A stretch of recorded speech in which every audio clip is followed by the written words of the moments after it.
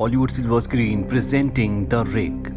इस कहानी की शुरुआत में समंदर के बीचों बीच एक जगह को दिखाया जाता है जिसका नाम रिग है। यहाँ पर ड्रिलिंग का काम चलता है। यहाँ पर जितने भी वर्कर्स होते हैं इन्होंने कड़ी मेहनत की होती है और अब ये सब वापस जाना चाहते हैं। ये सब के सब यहाँ पर हेलीकॉप्टर्स का वेट कर रहे होते हैं, लेकिन तभी यहाँ का जो मैनेजर होता है उसे कंपनी के ओनर्स का कॉल आता है। उसे बताया जाता है कि जो हेलीकॉप्टर्स आप सबको लेने के लिए आ रहे थे, इमरजेंसी की वजह से उन्हें कहीं और भेजा जा रहा है। मैनेजर पूछता है कि वर्कर्स को लेने के लिए हेलीकॉप्टर्स कब आएंगे, लेकिन तभी फोन अपने आप ही डिस्कनेक्ट हो जाता है। साथ ही यहाँ का पूरा रेडियो सिस्टम अपने आप ही स्टॉप हो जाता है, यानी कि यहाँ से अब कोई भी बाहर कॉल नहीं कर सकता। इंटरनेट भी जा चुका है। इसीलिए मैनेजर यहाँ पर सभी वर्कर्स की एक मीटिंग बुलाता है, जहाँ पर वो सबको बताता है कि जो हेलीकॉप्टर्स हमें लेने के लिए आ रहे थे अब वो नहीं आ रहे।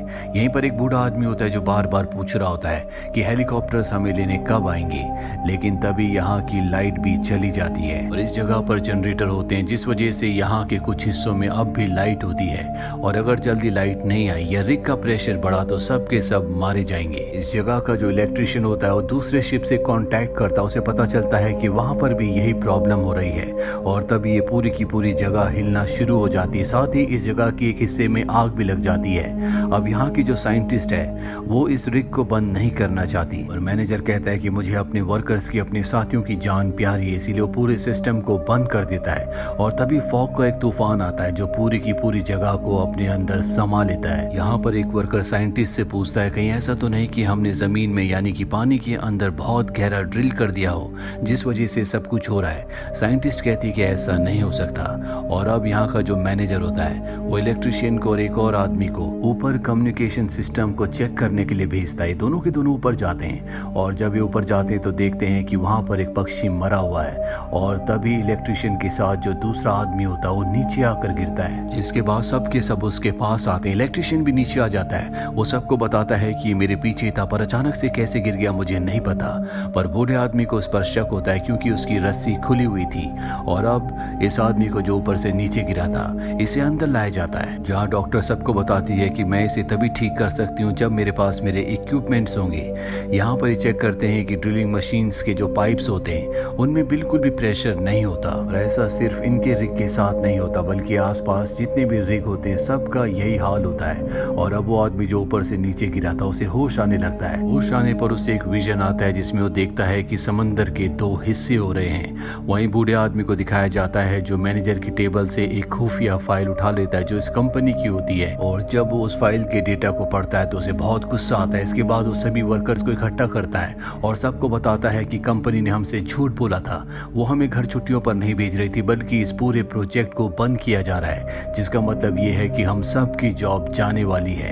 यहाँ पर मैनेजर भी आ जाता है और मैनेजर को भी एक्सेप्ट करना पड़ता है कि बूढ़ा आदमी जो कह रहा है वो पूरी तरह से सच है। अब सब के सब ये सुनकर दुखी होते हैं और तभी ऊपर से राख गिरना शुरू हो जाती है। देखकर सब हैरान होते हैं क्योंकि आसपास ना तो आग लगी होती है और ना ही आसपास कोई वोल्केनो है। अब जो आदमी ऊपर से नीचे गिरा था वो अपने आप ही यहाँ पर आ जाता है और सबसे कहता है कि बहुत देर हो चुकी है। इसके बाद वो बेहोश हो जाता है और जब उसे होश आता है तो उसे कुछ भी याद नहीं होता। उसे ये भी याद नहीं होता कि वो ऊपर से नीचे गिरा था या उसने तबाही की कोई बात कही थी। यहाँ पर डॉक्टर उसके ब्लड सैंपल को लेने के लिए जैसे इंजेक्शन लगाने की कोशिश करती है तो उसे कुछ होने लगता है। वो डॉक्टर से कहता है कि तुमने मेरी चेतावनी को बहुत लाइटली लिया, बहुत जल्दी एक बहुत बड़ी लहर आने वाली है जो सब कुछ तबाह कर देगी। अब यहाँ पर डॉक्टर उसे सुला देती है और साइंटिस्ट को बताती है कि इसके जख्म और इसके जो घाव हैं वो अपने आप ही ठीक हो रहे हैं। डॉक्टर और साइंटिस्ट के जाने के बाद वो आदमी होश में आ जाता है और देखता है कि उसके हाथ में कोई चमकदार चीज है। वही चीज उसके जख्मों को ठीक कर रही होती है। वही हमें बाकी लोगों को दिखाया जाता है जो सब देखते हैं कि शिप उन तक पहुंचने की, कांटेक्ट करने की कोशिश कर रहा होता है पर शिप उनकी तरफ नहीं बल्कि दूसरी दिशा में जा रहा होता है। अब यहाँ का जो मैनेजर होता है अपने एक आदमी से कहता है जाओ और उन्हें सिग्नल दो। वो आदमी जाता है तो उसे पता चलता है कि वो शिप इनसे मदद मांग रहा है। मैनेजर इस बात से कंफ्यूज होता है। वो कहता है कि किसी भी तरह से पता लगाओ कि ये फॉग जो कि पूरा का पूरा इस जगह पर छा गया है उसकी वजह क्या है। वही वो आदमी जो ऊपर से नीचे गिरा था अब उसके पूरी तरह से जख्म भर चुके हैं। उसे एक बार फिर से विजन आता है जिसमें वो देखता है कि उनका शिप ये रिग पूरी तरह से तबाह हो चुके हैं। अब उसके सिर में बहुत ज्यादा दर्द होना शुरू हो जाता है और उसके मुंह में जो सोने का दांत होता है वो निकल जाता है। दरअसल उसके सिर में बहुत ज्यादा दर्द होने की वजह से वो ग्लास पर गोल गोल निशान बनाना शुरू कर देता है। तभी यहाँ पर एक दूसरा वर्कर आता है और अब यहाँ पर लाइट ब्लिंक होना शुरू हो जाती है, जिसके बाद उसे एक बहुत ही खतरनाक विजन आता है और उस विजन से डर कर वो इस जगह से निकल जाता है। वहीं हम एक दूसरे वर्कर को दिखाया जाता है जो कुछ शराब पी लेता है और उसके बाद जब वो नहाने के लिए जाता है तो उसके शरीर में जो परमानेंट टैटू था वो अपने आप ही मिटना शुरू हो जाता है और कुछ ही देर बाद उसकी मृत्यु हो जाती है। यहाँ पर साइंटिस्ट को पता चल जाता है कि यहाँ जो कुछ हो रहा है उस वजह से इंसानों के शरीर में जितनी भी फालतू चीजें हैं वो अपने आप ही निकल रही हैं या मिट रही हैं। दूसरी तरफ इलेक्ट्रिशियन को दिखाया जाता है जो अपने एक दूसरे साथी के साथ शिप के बाहर शिप को चेक करने के लिए जाता है, जहाँ पर बूढ़ा आदमी होता है जिसे कैद कर दिया गया था, लेकिन वो खिड़की से निकलकर शिप के बाहर पहुंच गया होता है और अब वो जल्दी से अंदर आकर अंदर से दरवाजा बंद कर देता है। इलेक्ट्रिशियन और उसका साथी बाहर ही फंस जाते हैं। बूढ़ा आदमी अंदर आने के बाद कंट्रोल रूम में जाता है और मदद का सिग्नल भेजता है जो कि लाइट्स को ब्लिंक करके भेजा जाता है और तभी उनके आसपास जो शिप होता है वो इनकी तरफ आना शुरू हो जाता है। वहीं इलेक्ट्रिशियन जो बाहर अपने साथी के साथ होता है उसके हाथ में चोट भी लग जाती है और अब वो अंदर आना चाहता है क्योंकि अब ऊपर से जो राख गिर रही थी वो भी राख गिरना बंद हो चुकी है। साथ ही जो शिप है वो बहुत तेजी से इन्हीं की तरफ आ रहा होता है। वो जोर जोर से चिल्लाता है जिस वजह से मैनेजर यहाँ पर आता है और उसे अंदर लेकर आता है, जिसके बाद ही कंट्रोल रूम में जाकर बूढ़े को लाइट ब्लिंक करने से मना करते हैं। इलेक्ट्रिशियन उससे लड़ रहा होता है, तभी मैनेजर कहता है कि हमें आपस में लड़ना नहीं चाहिए बल्कि हमें ये सोचना चाहिए कि हम इस मुसीबत से कैसे निकल सकते हैं। वहीं बाहर हमें उस वर्कर को दिखाया जाता है जो ऊपर से नीचे गिरा था, जिसके घाव अपने आप ही ठीक हो रहे थे। इसका नाम बाज होता है और अब इसके पास एक वर्कर पहुंच जाता है जो उसे कहता है कि हमें अंदर जाना चाहिए। बाज कहता है कि मैं सी के उस क्रीचर को देखना चाहता हूं जो सब कुछ ये कर रहा है और जब वो वर्कर बाज के पास जाता है तो बाज उसे मार देता है। यहाँ पर एक दूसरा वर्कर आता है, वो कहता है कि हम लहरों से टकराने वाले हैं, लेकिन तभी बाज वहां से भाग जाता है। हालांकि मैनेजर भी वहां पर आ जाता है लेकिन अब वो आदमी मारा जा चुका है। वही साइंटिस्ट जब उस राख को जो लगातार ऊपर से नीचे गिर रही थी खून के साथ मिलाकर उसे देखती है तो उसे पता चलता है कि इसमें जो जीवाश्म है वो खून के साथ मिलकर बहुत तेजी से पनप रहे हैं और अब वो सब कुछ समझ जाती है।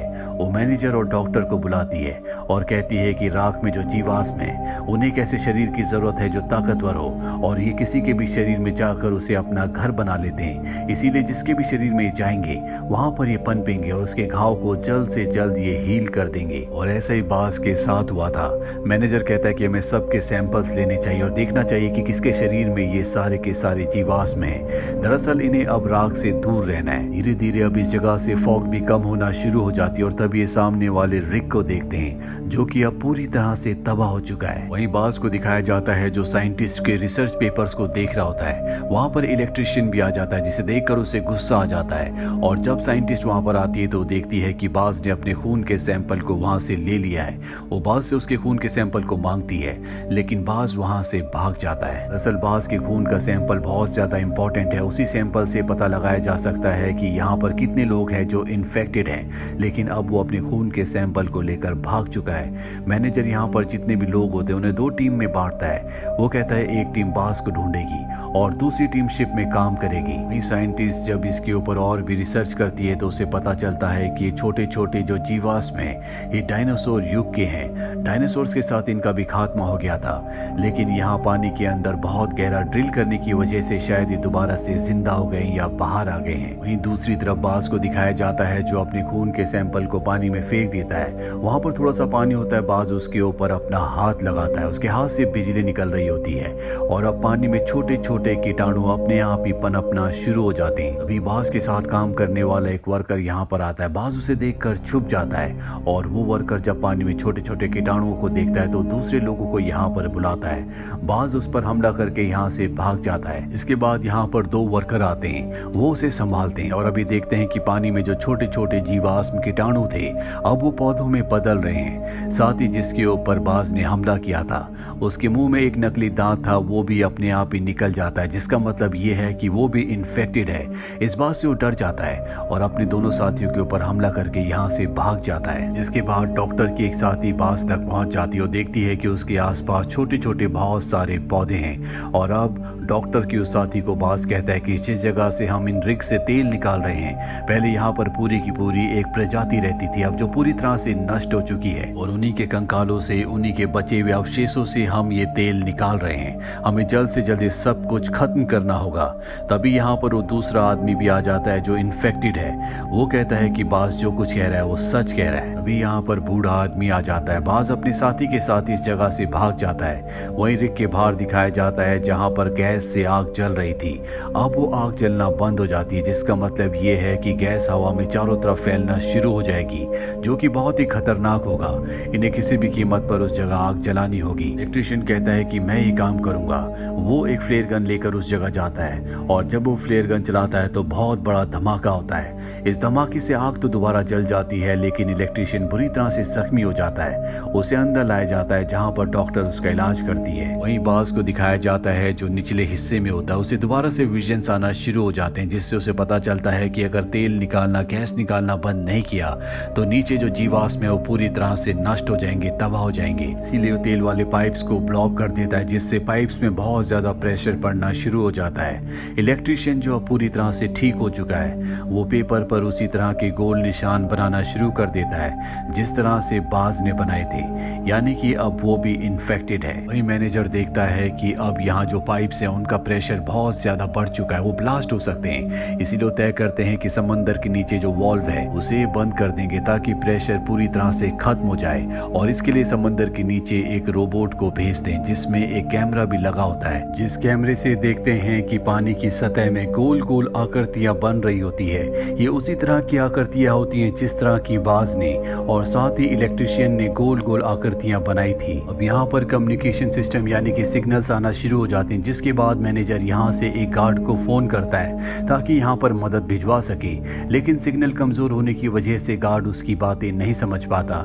डॉक्टर अपनी बहन को वीडियो कॉल करती है, और जब उससे बातें कर रही होती है तभी वो वीडियो कॉल में देखती है कि जो फॉग इनके रिग के आसपास था अब वो शहर में पहुंच गया है, जिस वजह से वहाँ का इंटरनेट, वहाँ का कम्युनिकेशन पूरी तरह से डाउन हो चुका है और उसका फोन भी डिस्कनेक्ट हो जाता है। वहीं इलेक्ट्रिशियन जिसके घाव बहुत तेजी से भर रहे होते हैं, उसे अपने कानों में बास की आवाज आना शुरू कर देती, क्योंकि टेलीपैथी से वो उससे बात कर रहा होता है। इसके बाद वो बाथरूम में जाता है जहाँ पर मिरर में अपने घाव को देखता है जो बहुत हद तक ठीक हो चुके हैं, और तभी वो मिरर में बास को देखता है। पर जब वो पलटता है तो उसके सामने साइंटिस्ट होती है जिसे इलेक्ट्रिशियन सारी बातें बता देता है। और अब कुछ देर बाद वो इलेक्ट्रिशियन नीचे जाता है जहाँ पर बाज ने उसे बुलाया होता है, और जाने से पहले वो साइंटिस्ट के लिए एक नोट छोड़ देता है कि वो कहाँ पर जा रहा है। और अब साइंटिस्ट और डॉक्टर भी नीचे वाले हिस्से में जाते हैं। यहाँ पर बहुत सारे पौधे अपने आप ही उग चुके होते हैं। यहाँ पर छोटे छोटे बहुत सारे इंसेक्ट्स भी होते हैं जो डॉक्टर के चारों तरफ घूमना शुरू कर देते हैं, पर उसे नहीं काटते।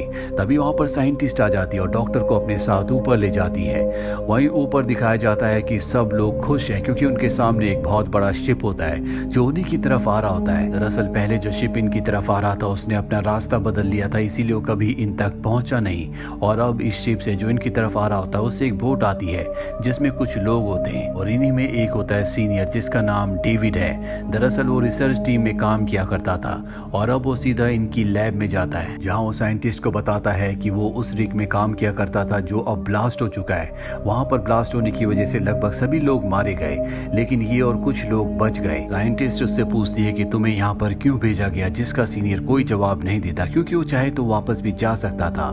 यहाँ पर एक और आदमी आया होता है जो कि उस दूसरे रिग में टेक्नीशियन था। वो सबको बताता है कि जब सीनियर हमारे रिग में आया था तो उसने तेल नहीं निकाला, बल्कि उसने बहुत सारी मशीन्स को नीचे पानी की सतह पर भेजा। इसके बाद चारों तरफ फॉग होना शुरू हो गई, लेकिन सीनियर को इससे कोई फर्क नहीं पड़ा। ऐसा लग रहा था जैसे वो यही चाहता है। हमारे रिग का प्रेशर बहुत ज्यादा बढ़ रहा था, लेकिन सीनियर को इस बात से कोई फर्क नहीं पड़ रहा था। उसने अपने सारे डेटा को मिटा दिया और इसके बाद रिग ब्लास्ट हो गया। सीनियर ने जितनी भी इंफॉर्मेशन कलेक्ट की थी उसने सारी की सारी इंफॉर्मेशन कंपनी को भी भेजी। इसका मतलब ये था कि सीनियर को पहले बहुत सारी बातें पता थी जो उसने हमें कभी नहीं बताई।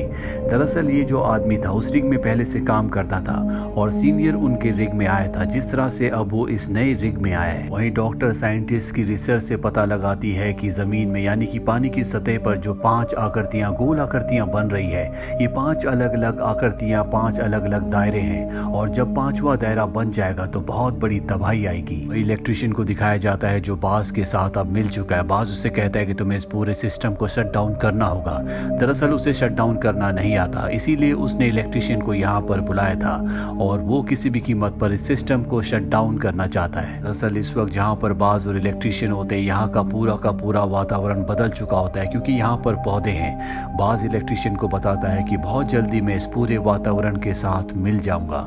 वही हमें सीनियर को दिखाया जाता है, तो इस रिग के वर्कर से कहता है कि हमें कार्बन डाइऑक्साइड के सिलेंडर नीचे ले जाने होंगे और अब वो इन्हें एक जगह ले जाता है जहाँ पर कार्बन डाइऑक्साइड के सिलेंडर होते हैं। लेकिन ये दोनों देखते हैं कि उसमें कार्बन डाइऑक्साइड के अलावा और भी गैसेस हैं और अब ये उन सिलेंडर को लेकर नीचे जाते हैं और उन सिलेंडर को वेंटिलेशन सिस्टम के साथ कनेक्ट करके उसे ऑन कर देते हैं, जिससे यहाँ पर गैस फैलना शुरू हो जाती है। और तभी बाज के एक साथी आता है जिसकी हालत बहुत ज़्यादा ख़राब होती है।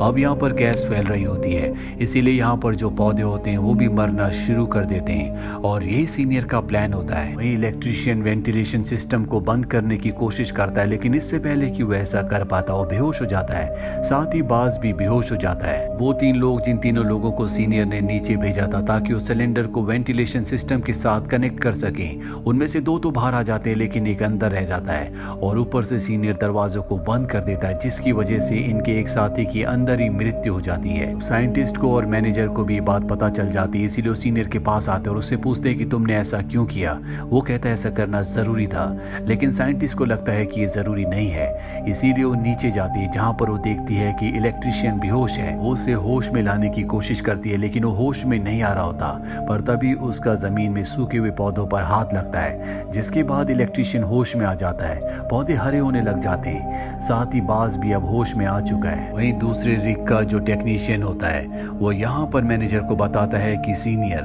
हमारे रिग में आया था और उसने वहाँ के पाइप्स के टेम्परेचर को बहुत ज्यादा बढ़ा दिया, और इससे पहले कि वहाँ पर ब्लास्ट होता वो खुद एक छोटी नाव से इस तरफ आ गया। उसने अपनी जान तो बचा ली लेकिन वहाँ पर सबको मरने के लिए छोड़ दिया। वहीं हमें पानी की सतह में दिखाया जाता है जहाँ पर 4 दायरे पूरे हो चुके थे और अब 5वां दायरा भी पूरा हो चुका है। मैनेजर सीनियर के पास जाता और उससे पूछता है कि तुमने ऐसा क्यों किया। सीनियर बताता है कि यहाँ से निकलने का, बचने का एक ही तरीका है, इस समंदर के नीचे जो चीज पनप रही है उसे हमें ब्लास्ट करके यहाँ से निकलना होगा। दरअसल इन्हें नहीं पता कि वो 5वां दायरा भी अब पूरा हो चुका है। वही साइंटिस्ट को दिखाया जाता है जिसके साथ इलेक्ट्रिशियन है और वो उससे कहती है कि तुम बाज से कांटेक्ट करो और उसे कहो कि हम उसकी बात मानने को तैयार हैं, और वो ऐसा ही करता है, बाज से कांटेक्ट करता है। पर तभी उसे विजन्स आने लगते हैं जिससे उसे पता चलता है कि समंदर के नीचे कुछ हलचल चल रही है और बहुत जल्दी यहाँ पर लहर आने वाली है जो कि बहुत बड़ी है। ये एक बहुत बड़ी सुनामी होगी। यहाँ पर मैनेजर भी आ जाता है। ये कंफ्यूज हो जाते हैं कि इन्हें सीनियर का साथ देना है कि नहीं, लेकिन साइंटिस्ट कहते हैं कि हमें ऐसा नहीं करना चाहिए बल्कि हमें बाज का साथ देना चाहिए, हमें नीचे जाकर उसकी मदद करनी चाहिए, शायद वो इस सब को रोक सकता है। ये सुनने के बाद ये तीनों के तीनों नीचे जाते हैं जहाँ पर बाज होता है। ये बाज से कहते हैं कि हम तुम्हारी मदद करने के लिए तैयार हैं, लेकिन तुम्हें इस सुनामी को रोकना होगा, इसमें लाखों लोगों की जान चली जाएगी। बाज की आंखों में आंसू होते हैं, वो कहता है कि अब बहुत देर हो चुकी है। वही सीनियर को दिखाया जाता है जो दूसरे रिग के टेक्नीशियन से कहता है कि बहुत जल्दी यहाँ पर हेलीकॉप्टर मुझे लेने के लिए आने वाला है, तुम भी मेरे साथ चल सकते हो, लेकिन तुम्हें वही करना होगा जो मैं कहूँगा। दरअसल वो इस पूरी जगह को ब्लास्ट करके निकलना चाहता है जिस तरह से वो पहले रिग से निकला था। यहाँ पर जो टेक्नीशियन होता है वो माइक को ऑन कर देता है जिससे उसकी बातें सभी सुन लेते हैं। इसके बाद सीनियर यहाँ पर ब्लास्ट को एक्टिवेट करके ऊपर जाने लगता है, लेकिन डॉक्टर और उसकी साथी उसे देख लेते हैं, वो उसका पीछा करते हैं, जबकि टेक्नीशियन और इसी रिग का एक वर्कर उस धमाके को रोकने की कोशिश करते हैं और जल्दी वो इसमें कामयाब भी हो जाते हैं। और अब वो सभी वर्कर्स को बताते हैं कि हमने धमाके को रोक लिया है, लेकिन जल्दी यहाँ पर सुनामी आने वाली है, इसीलिए हम सबको यहाँ से निकलना होगा। वही सीनियर जब यहाँ से निकलने की कोशिश कर रहा होता है तो बूढ़ा आदमी उसे पंच मारकर वहीं गिरा देता है। इस रिग में भूकंप के झटके आने लगते हैं, इसीलिए मैनेजर के साथ जो साइंटिस्ट और इलेक्ट्रिशियन होता है वो बास से कहते हैं कि हमें यहाँ से निकलना चाहिए। बास कहता है कि मैं यहीं पर रुकूंगा। ये तीनों के तीनों ऊपर की तरफ बढ़ चलते हैं जहाँ पर यहाँ के सभी वर्कर्स हेलीकॉप्टर्स में बैठ चुके होते हैं क्योंकि हेलीकॉप्टर यहाँ पहुँच गए थे। मैनेजर, साइंटिस्ट और सभी लोग उसमें बैठ जाते हैं और इससे पहले कि सुनामी इस रिग से टकराती ये सब के सब हवा में ऊपर उड़ जाते हैं और तभी समंदर की वो बड़ी बड़ी लहरें यानी कि सुनामी इनके रिग से टकराती है।